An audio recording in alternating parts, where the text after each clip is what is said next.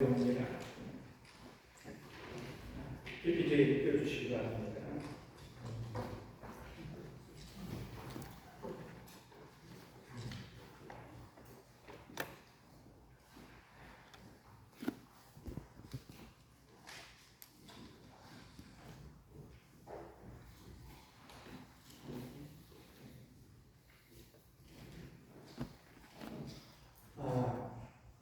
사실 지난 10월 달에 이 주제를 발표해달라고 요청이 왔습니다. 사실 저는 교회사가 아닌데 이단 사역자 입장에서 아마 정답을 원했던 것 같습니다. 짧은 기간에 일종의 숙제라고 생각하면서 이 준비를 해왔습니다. 그동안에 묵혔던 책장에 있던 먼지투성이의 책을 다시 꺼내보면서 갖고 있는 자를 중심으로 하면서 저는 이단 사역자 입장에서 정리하기를 원했습니다. 사실 이 내용을 해가면서는 간단하게 요약하면서 진행하려고 했는데 막상 연구를 하다 보니까 오히려 굉장히 감사하더라고요. 이단 사역을 하는 입장에서 이거를 좀 알아야 할 부분이구나. 오히려 저는 제가 굉장히 많은 공부를 하는 그런 계기를 삼았습니다. 이 내용은 가능한 목회자들과 함께 이단 사역자들 하시는 분들에게 좀 개론적인 어떤 지침을 좀 주는 정보를 좀 어떻게 한다 그런 측면에서 연구를 시작했습니다. 오히려 저는 마중물 역할을 했으면 좋겠다. 그러면서 현장에서 보면서 의외로 목회자분들이 또는 사역하는 분들이 많은 교회들이 영적 분별력을 하지 못한다는 것을 현장에서 느낍니다. 방심하고 있기도 하고 잘하는 것 같은데 그렇지 못한 부분, 의외로 오히려 평신도로가 못하는 목회자들도 있다는 겁니다. 그만큼 영적 분별이 섹터한 모습을 보면서 안타까움 속에서 오늘 이 문제를 좀 함께 풀어가기로 원합니다. 한없이 부족한 저에게 이 발전을 세우신 것을 하나님께 감사하고요. 우리 임원들에게 감사하는데, 왜냐하면 제가 그동안에 뭔가 맡겼고 답답했던 문제가 이걸 연구를 하면서 해결했기 때문입니다. 그 문제를 발견하면서 같이 하면서 진행하겠습니다. 짧은 시간 속에 진행하도록 하겠고요. 특별히 저는 한 20년 전에 유해지를 연구해서 책을 두껍게 600-700쪽의 책을 냈었습니다. 그때 풀리지 않던 숙제를 이번 연구 과정 속에서 풀렸다는 것을 우리가 전제하면서 말씀을 드리겠습니다.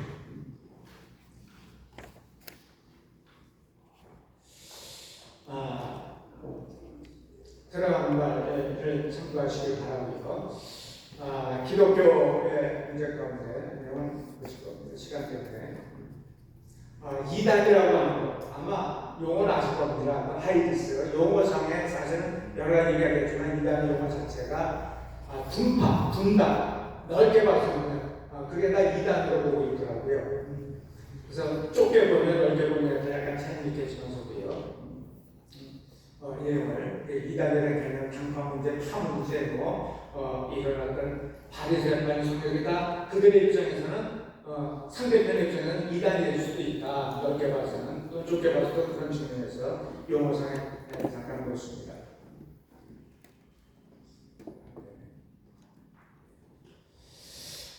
기독교 발생을 아시겠지만 파격된 교회 쪽서는 12쪽입니다.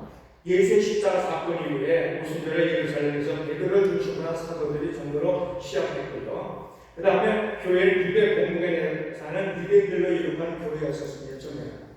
그들은 성전을 중심으로 율법을 준수했고요. 따라서 그들의 신앙은 일반적으로 유대적이었습니다. 유대적이었다. 다른 말로 율법적이었다고 볼 수 있습니다. 그럼 당시 유대인들은 기독교를 유대의 한 종파로 보아 나사렛파다. 유대계 입장에서는 나사렛파가 이단일 수밖에 없었겠죠. 파로 왔다는 겁니다. 그러나 이 나사렛파는 다른 유대파와 본질적으로 다른 점이 있었고 많은 문제를 야기하며 서로 갈등하는 그런 구조를 진행할 수밖에 없었습니다. 그런 교회가 이제 이방으로 진출하죠. 예루살렘, 이스라엘 땅에서 이방 땅으로 넘어가는데 이제 출애굽된 유대 국경을 넘어서 이배 세계로 진출합니다. 이때 기회 속도가 유대인들이 큰 역할을 했습니다. 그 중에 한 사람은 여러분들 아는 스데반이겠죠. 그러나 그때 유대인들과 충돌을 인하여 순교하는 그런 모습도 저들에게 나타납니다. 그런 모습도 핍박을 받으니까 다른 곳으로 피해가면서 더욱더 복음을 증가하던 그런 모습이 되고 있습니다. 유대인과 이방인으로 구성된 교회가 안독교회였죠. 이 안독교회는 최초로 무슨 명칭을 받느냐? 그리스도인, 예수라고 할 수 있는 그리스도인의 명칭을 쓰게 됐다. 이게 교회 이방 속에 나타난 현상입니다.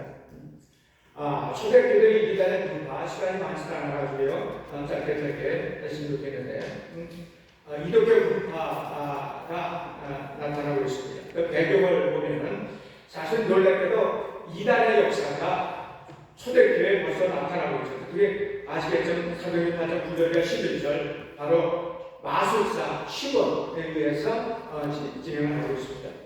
고대 사학의 유세푸스는 그에져서 유세푸스의 교회에서 베드로에게 정죄받은 시몬 마구스를 모든 이단의 선구자라고 정의를 하고 있고요. 또한 초대교회였던 이르네스도 이단들을 반대하라는 글에서 시몬 마구스를 이단들의 아버지다라고 이야기를 할 정도였습니다. 이 사람이 사도행전 8장 9절 24절에 나오는 그런 인물과 동일한가의 여부는 논란이 있고 있어요. 그러나 저 개인적으로는 이 사람이 바로 그 사람이 아니겠는가, 학적으로는 논란을 두고 있습니다. 근데 이 예수님은 많은 이단이 초기교 시대부터 출발했고 고대교회에서의 하나의 이수로 각인되었다는 겁니다. 그러면서 이런 이단 탄생의 배경은 놀라운 것은 이들이 초기 기독교 공동체들의 성격 및 특성과 서로 맞물려 있었습니다.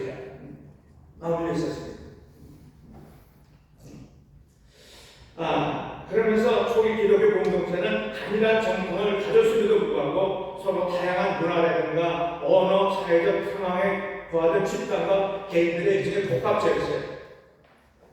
따라서 이들의 통일성의 다양성이 동시에 존재할 수밖에 없었습니다. 그들은 시기적인 구조가 아닌 자율성에 근거했었고요. 자기네 신앙을 자신들이 처한 상황에 연관시켜서 그런 맥락을 통한 언어로 표현하려고 애썼습니다. 그러면서 이때 유대주의 성향 탄생 이단들이 있습니다. 유대주의 성향, 애교파, 에베사이파, 헤레스파 이런 것들이 여기에 해당될 겁니다. 두 번째 헬라 로마 문화 식사에 박영해서 탄생한 그런 이단들이 또 있었습니다.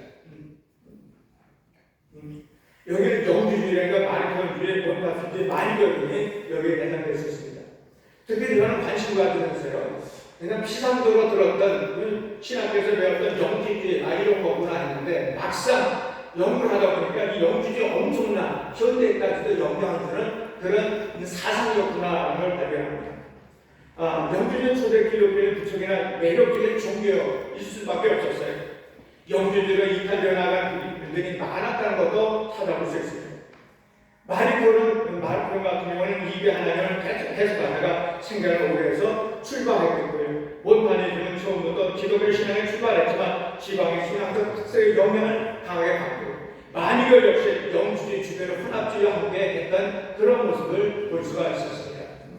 세 번째 삼일체와 기독교 논쟁의 정립 과정에서 출발한 이단들이 있었다는 겁니다. 이 문제는 삼일체 기독교 논쟁 이런 들이 지난해 많이 배웠던 거니까 넘어가겠습니다. 그 다음에 1세기 전에 이단들이 있었죠. 교재 15쪽에 나오는데 유대교와 이단, 예수 공동체 이단, 사도시대 이단 그런 교재를 살펴보시기 바랍니다.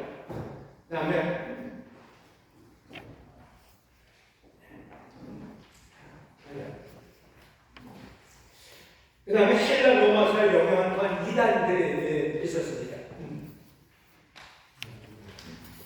헬라 그 중에 하나가 영주주의 이단이라는 겁니다. 그 다음에 영주주의 주요 사상의 여기에 내용을 넘어갈게요. 영주주의 특색 사상의 이원론, 유출선, 가연설, 혼합주의 그런 교재를 23조 교재를 볼 수 있게 바랍니다. 영주주의 특색, 특별히 이원론적인 문제라든가 유출선론과 가연설과 특히 혼합주의. 요즘에 혼합주의 이런 다원주의는 이게 다 근거가 된 그런 시발주의가 있다고 저는 보고 있습니다. 그리고 대표적인 여러 사상 가운데 신관을 보면요. 영주주의 신관을 보면 영주주의 신관은 일반적으로 복수, 다신적 신관을 갖고 있고요. 영주주의자들 신을 여러 등급으로 분류하고 있습니다. 미개 하나님 참 하나님이고 지구의 신사라라고 얘기를 하고 있습니다. 참 하나님은 창조주가 아니다. 우리가 구약에 나타난 창조주 하나님을 여호와 하나님, 야훼 하나님을 있는데 이들은 별도로 보고 있습니다. 창조주가 아니라고 보고 있어요. 계명에서 보서 소피아의 창조라고 보고 있고요. 계명에서 보는 물질 세계의 창조자의 유대인 하나님이다라고 보고 있습니다.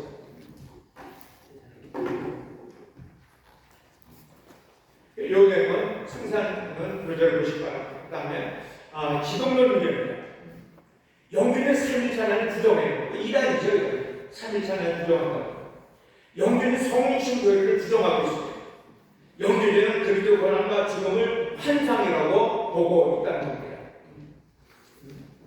자, 그러면서 교재 33쪽을 봐주시기 바랍니다. 자, 중요한 것이기 때문에 34, 영주의 구원론의 문제입니다. 구원론. 자, 영주의 구원의 지식에 의해 이루어졌다고 봅니다. 그 특징을 살펴보면 34쪽을 보시기 바랍니다. 영주의 구원은 영의 해방과 기원합니다. 영의 해방과 기원합니다. 두 번째, 영주의 구원은 지식을 통해 성취된다. 우리는 무엇을 구원받습니까? 구원을 통해서, 우리는 믿음을 통해 구원받는다. 여기는 지식을 통해서 구원받는다고 이야기를 하고 있습니다. 영주의 구원은 지식을 통해 성취된다고 말하고 있어요. 3수 아래쪽입니다. 영주의 구원이 예수의 생성 죽음이나 예수를 믿음으로 얻을 수 있는 게 아닌 영지적 세계의 애원들과 참 하나님의 관계에 대한 올바른 지식을 소유함으로 이루어진다라고 봤습니다. 즉 영주에 의하여 구원은 영적 각성을 통해 인간의 영혼이 육신의 굴레에서 해방되어 영적 번영으로 기하는 것을 이야기하는 겁니다.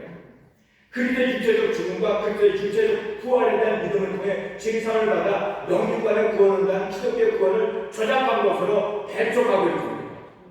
우리 기본이 적극적인 배척하고 있습니다. 또 영주주의는요, 구원을 깨달아 지식에 의해서 이루는 깨달아. 여러분 깨달음으로 구원받는다는 정보가 있죠. 아까 우리 정독 교수님이 있었던 것이 구원파가 바로 깨달음을 통해서 구원받는 식으로 얘기하고 있죠. 아울러 영주에서 구원은 신의 합의를 향한 구원, 신이 합의, 인간이 신이 될 수 있다. 그런 교회를 얘기하고 있습니다.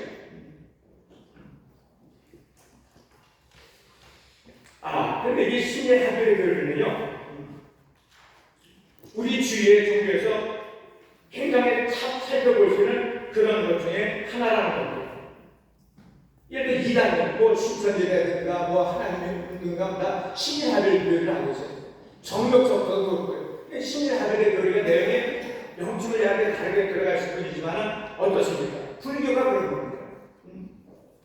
저는 개인적으로 요가 명상을 공부하고 있고 연구를 하고 있는데 요가 명상의 핵심이 그겁니다.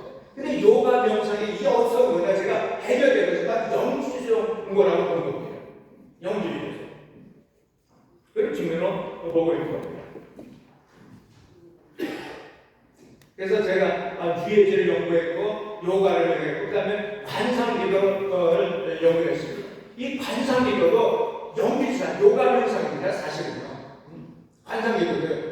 저도 이걸 관상기도도 영주에서 오는 흐름을 나타내는 게 아닌가라고 보고 있습니다.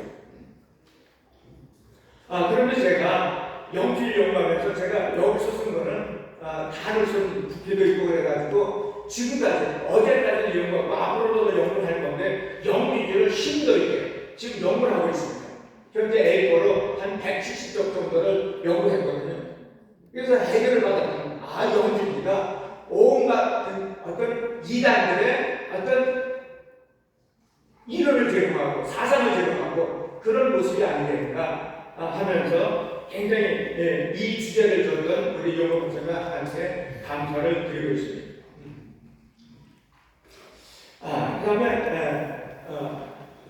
마르크주의입니다. 뭐 배경 같은 거 보시기 바랍니다. 마르크는 소리가 사단의 아들이라고 불렀고 마르크에 의해서 쓰였던 그런 것입니다. 그런데 마르크는 로마에 와서 영주의와 기독교 신앙이 캐릭터에 영향을 받았다. 그래서 어떤 분은 약간 논란이 있긴 합니다. 마르크는 영주주의냐 아니냐라는 논란이 있는데 저는 개인적으로는 영주주의 쪽에 가깝다고 저는 보고 있습니다. 마르크의 사상은 많은 부분에 영주주의 내포하고 있다는 게 분명합니다. 몇 가지 점에서 볼 수가 있습니다. 여기 그냥 영주주의 대한 그런 내용입니다. 영주주의 이혼을 답습한다는 것은 말이 그러는 영주주의 같이 그리스도의 육체로 오신 부인하고 영주주의 같은 가형적 주장을 펼치던 영주주의자들과 그리스도를 다시 천상지식의 천가지로 여기고지는 않았다는 것입니다. 세 번째로 말이 그러는 영주주의와 같이 육체적 부활을 부정하고 영원만의 구원을 주장하는 면도 동일했다. 그러니까 이 차이는 분명히 있어요. 영주주의와 분명히 약간 차이는 있지만 전체적으로 봤을 때는 말표도 영주주의 속에 보는 그런 것으로 흐름을 보고 있습니다.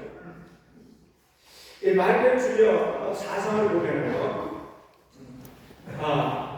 말표는 바울의 20대 유의를 따라 그리스도의 죽음으로 구원하는 것이 아니라 선의 하나님, 여기 선의 하나님이라는 건 신약의 하나님이에요. 구약의 하나님이 아닙니다. 신약의 하나님, 선의 하나님이잖아요. 바울의 가르친 바를 믿음으로서만 구원받게 된다고 강조하고 있어요. 그러나 이 말이 그러면요, 율법을 완전히 무시했고요, 그리스도의 구속사역을 강조하면서도 예수의 탄생과 육체적 생활과 죽음 등을 역사적 사실로 받아들이지 않고 있다는 겁니다. 이 말씀의 기도를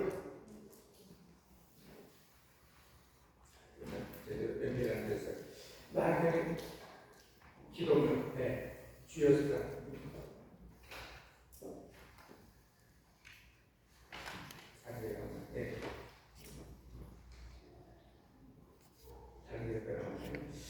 말씀의 기도문도 독특한 기도문을 얘기하고 있는데, 주 구약의 하나님으로부터 분노를 받았던 전적의 신이고 다른 하나는 신약의 하나님으로 자신을 예수께 나타내신 영적 성부로부터 알려주지 하나님입니다. 이것은 구약의 하나님과 신약의 하나님을 분리하고 있습니다. 그러면서 구약의 하나님은 좋지 않은 하나님, 신약의 하나님은 선한 하나님으로 보고 있다는 그런 내용입니다. 그러면서 이들은 예수님에서는 단어를 부인했고요, 그 결과 가열주의자가 될 수밖에 없었다. 말씀의 영주주의 영향을 받은 반유대적인 종교들이 주 140년 후에 등장한 마리톤과 구약의 하나님과 신약의 하나님은 다른데, 물질을 창조한 구약의 하나님은 열등하시는 조물주의고 구약을 그런 배척합니다. 일종의 율법을 배척하는 거죠.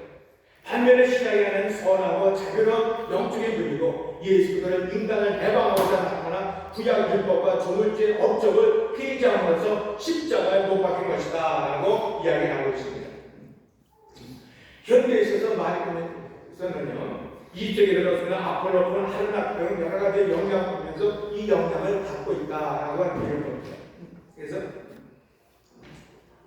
이 학파에는 바울, 아블러, 막스브로 여러 학자들이 지금 영향을 받아서 함께하고 있다는 것을 우리는 찾아볼 수 있습니다. 다음 몬타누주의입니다. 몬타누스 쪽서는 44조입니다. 몬타누스 이단은 성령의 새로운 시대를 주장하는 초대교회 대표 이단이고, 성령, 지금 시대만 성령과 연관된 이단들이 많거든요. 그래서 몬타누스주의를 연구할 필요가 있습니다. 영적인 화로감을 체험하고 성령의 계시를 강조했고요, 그리고 그것을 체험적인 것이 되었습니다. 몬타누스, 마크웨일리누스, 황제시대 기독교를 또한 박해를 받고 있는 것은 황금소들인데요, 바로 화로감과 가음과 예언을 동반한 열광미적 성령운동을 통해 추장들을 모으기 시작했던 그런 것입니다. 몬타 주요서 41조 이하인데, 여기 보시면은 보혜사, 성령, 세계시와 예언, 시한부, 종말론, 신비주의 현상, 지금 많이 나타나는 그런 것들이 이들이 주장했던 모습이기도 합니다. 그래서 몬타누스는 2세기 후반에 나타난 하나의 묵시운동이죠. 주 170년 후대자의 베푸다 마을에서 하늘의 예루살렘이 노래한다는 시한부 종말을 외치면 많은 혼란을 줬던 그런 이단이기도 합니다. 1990년 10월 재림설정에 아시죠, 여러분들? 바로 이장님의 재림파에 쓰는 용어가 이미 이때도 있었다는 것을 발견합니다. 이러한 몬타누스는 시한부 종말의 원조가 아니겠는가라고 봅니다. 몬타누스는 성부, 성자 시대는 말을 내리고 이제 성령 시대가 왔다. 성령 무슨 보혜사 시대가 왔다 주장합니다. 자신이 보혜사의 배우자로 주장했습니다. 그 자신의 성령의 예심으로 자신의 말이고 성령의 말이다. 신일하별, 신비주의. 자, 이걸 주장하는 보혜사가 많죠. 대부분 이만희가 그렇고 등등. 이게 해당되는, 지금도 많이 나타나는 그런 모습들이라는 거예요. 이 불법가 처음 나타난 주역이 이들은 하늘로부터 계시를 받아 예언했다라고 하면 스스로 새 예언파.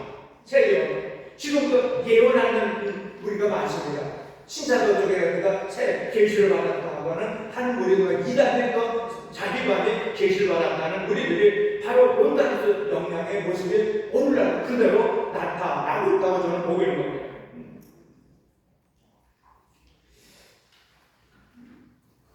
현대 영향을 보면 이러한 못한 수행은 후대에 출현한 다양한 신앙을 그려낸 승리자였다고 봅니다.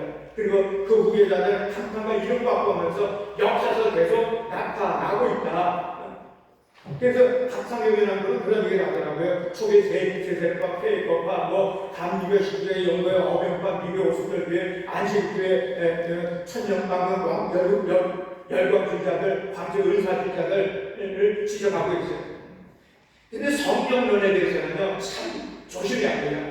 은사 문제와 연관해서 이게 바로 악령의 역사과 하나님의 영의 역사과를 분별할 필요는 있습니다. 성령 역사 무조건 안 좋다, 이단이다 해서는 안 된다는 겁니다.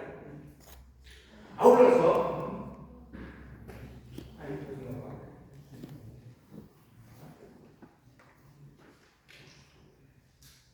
목창계 요새도 성령의 역사, 특히 예언과 방언을 강조한다면서 좀 더 오순절과 유사한 점이 많다 하면서 몇 가지 얘기를 하고 있기도 합니다.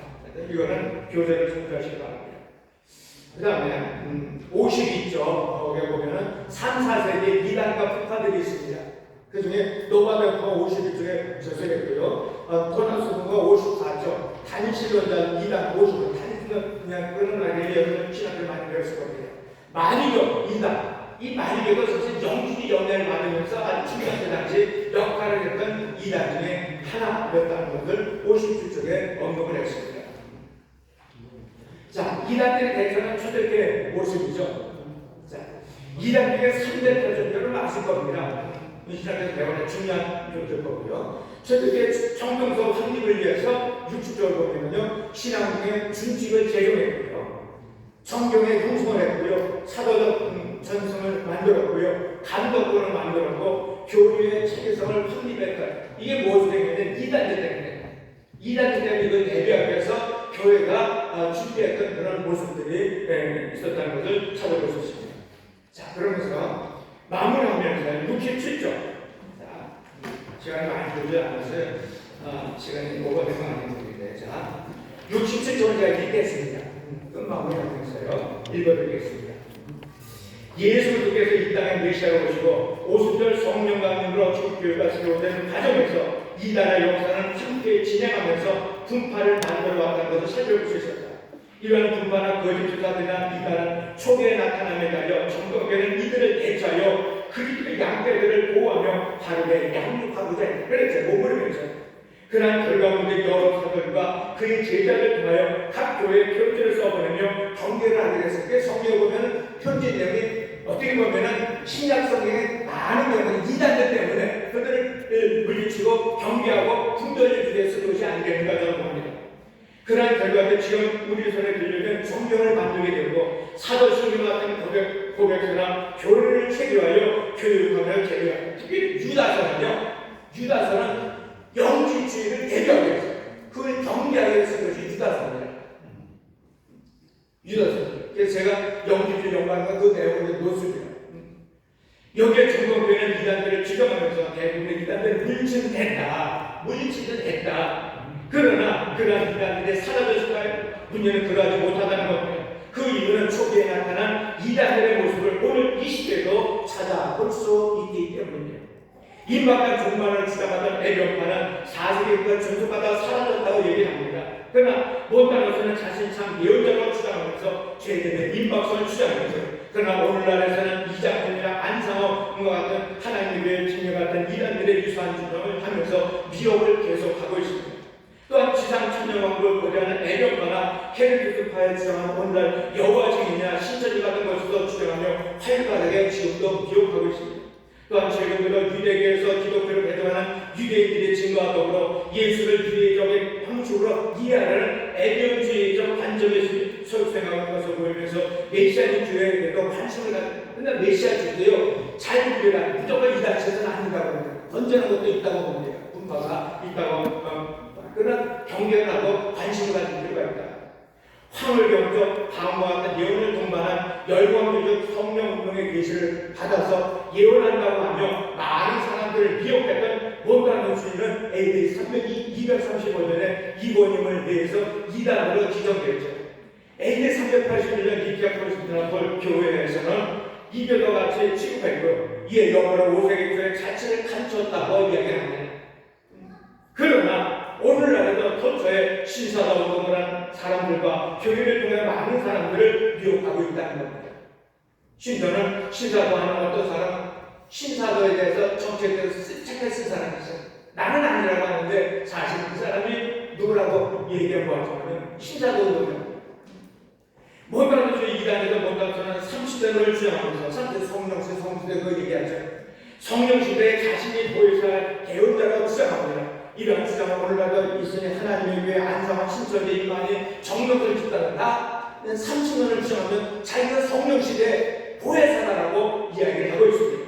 특별히 조심해야 할 사상은 저는 영지제로 좀 보고 있어요. 그 많이 이단 가운데 저는 오히려 사상이 더 무섭습니다.